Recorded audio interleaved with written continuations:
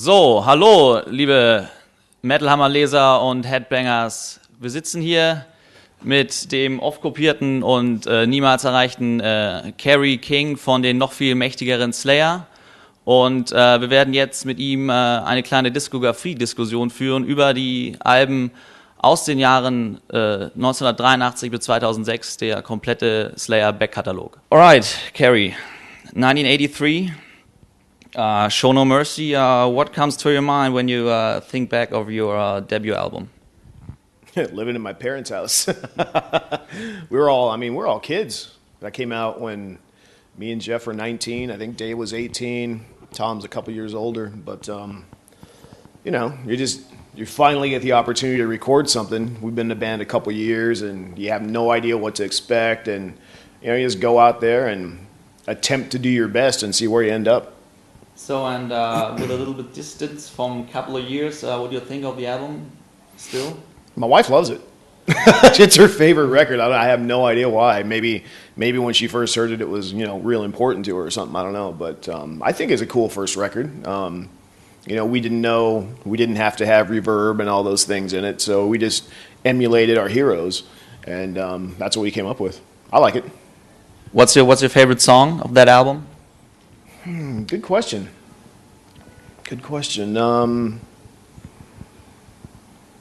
Probably If I Till Death or Show No Mercy. But there's a lot of good stuff on there. We still play some of it. Well, our set's short right now, but we still have one song from that album we play. Like 1985, even way more successful, Hell Awaits. So was it a big step for you, I guess? It was real similar to the first album because we had the same group of people. Metal Blade, Bill Matoyer was the engineer. And then, we'd go in, just like Show No Mercy, we'd go in and record all night when the studio was cheap because nobody wanted to work all night. So we'd go in like 10 o'clock and work till the sun came up on both those records. And Hell Awaits, you could tell it, get out of here! That's pretty good. That's some power right there. You can tell on that album that me and Jeff were really into Merciful Fate back then because, like all our songs, it's the only time in history that we had songs so long we only put 7 on the record, except for like, Hardening of the Arteries. That's more traditional, but there was a lot of long songs, a lot of changes like Merciful Fate did back then, and I think that was the last time we were ever influenced by anybody enough to where it made a difference on our record. Why Merciful Fate? I don't know. The guitar players are really cool back then. Melissa's a great record. Don't Break the Oath was okay, but Melissa, to this day, I could just put it in and listen to the whole thing. And then, still the same year, Live Undead. Live Undead was supposed to be... it is recorded live, but it's not at a gig. It was supposed to be done at a gig, and for some reason, either the gig fell through or us being able to get the recording equipment fell through. So we went into a studio, and we had kids come in, like they'd won the opportunity to be in there while we played, and there was like 40 kids in there, and we just played live. Still cool to you after all these years? I haven't listened to that one forever. I don't have it on CD or anything, so I think the Antichrist is on it, and I can't even remember what else is on it. But it's not on any of my discs, so I can't put it in my iPod. I suppose I can go to iTunes and download it, but I've never done that. So you listen to your own records from time to time? Sometimes, especially when we're going on tour and we're playing something I haven't played in 10 years, because chances are I don't remember it. So you rehearse via listening to the songs? Well, I'll listen to it, and 9 times out of 10, it's in my head.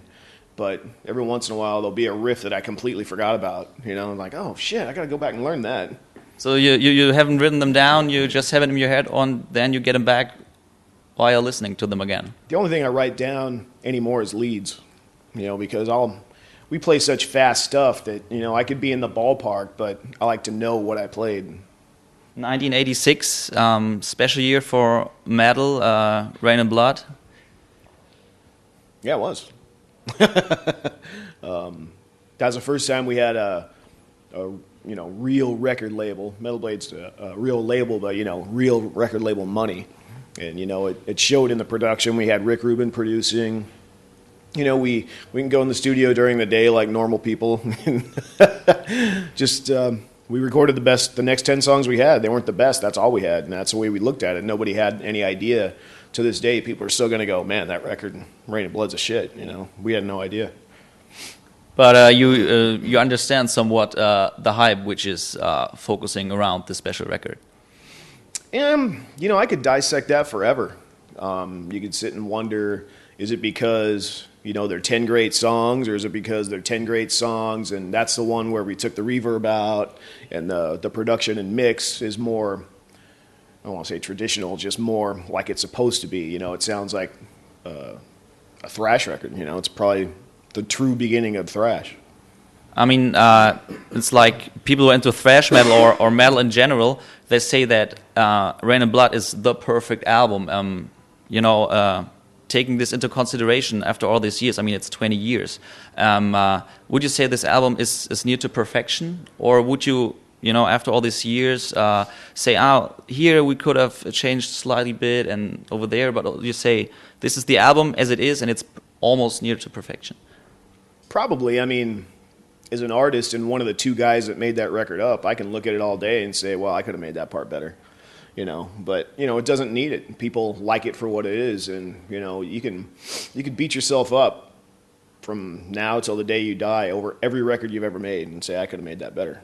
But, you know, once we record it, you know, I'll hear a song and it might always bug me. And I'll say, fuck, I hate that part, you know, or could have done something else. But, you know, it is what it is, and, you know, that's how people know it, and they don't know it was ever going to be different. They don't know I had different ideas to put in there. That's how the people know the songs, and they're happy with it, so I'm happy with it. And when you think about, I mean, it's 1986, and we have 2006, I mean, it's 20 years. Do you think of such an anniversary of such a special album, which is, of course, one of the highlights of the Slayer discography? I didn't know till the media told me. You know, I knew when it came out, but I didn't put two and two together, you know. So you do not really care about this special anniversary? Well, we don't pay attention to such things, you know. It's like saying, do you know you recorded the album that everybody says is the best thrash record in the world? I mean, we know more now because people tell us all the time, but it's not something we sit and dwell on. We just worry about, you know, getting the new record out, going on tours, playing songs that maybe we haven't played in 5 years, so, you know, people can have reason to come see us again. Do you have any idea about why the year 1986 is so special? I mean, in the same year we have Master of Puppets coming out. So, I mean, these are, for a majority of metalheads, these are like the very two albums in metal. So, you have any clue, or is it just a pure coincidence? You know, for off the top of my head, I would say coincidence. But Metallica at that point, Metallica and us, I think, were really at the forefront of that kind of music. You know, I think that was the last great Metallica record. And a question you're going to ask me later, what was the last record I bought? That was it, because I lost mine. I had to go buy it. But, yeah, it's a great record. You know, when Saint Anger came out, if you listen to all the hype like I did, and I'm like, great, man, I want to hear Damage Incorporated again. And, you know, they couldn't even touch it. But there's a lot of great stuff on that album. 1988, we have a slight change in the Slayer sound. We have South of Heaven. That's the only record in our history we ever knew. We had an agenda before we wrote a note. You know, we'd done Rain and Blood, and we were kind of tired of playing fast. We didn't want to abandon it, but in a live set, we didn't have enough stuff to accentuate the fast stuff. So we said, you know, we knew it was pretty cool back then, Rain and Blood. We didn't know what it was going to be today. Mm-hmm. But it's like, all right, let's make up something completely different, you know, because people are going to expect Rain and Blood Part 2. So we said, let's go out and make a heavy record. And that's the only one we ever did that to. The only thing I regret about South of Heaven is I let Tom sing too much. And, you know, on Seasons in the Abyss, the next one, I said, let's bridge the gap between Rain and Blood and South of Heaven. And, you know, you can still have melody, but sing it with intensity.